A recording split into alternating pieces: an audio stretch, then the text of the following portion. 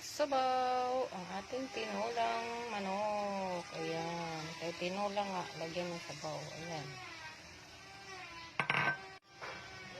May kaunting sayote yan. Nilagay ko yan ng at kaunting sayote. Ayan na.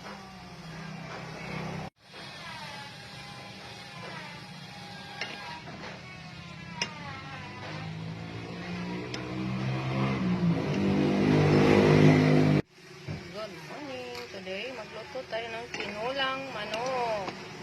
Ayan na. Tinulang manok.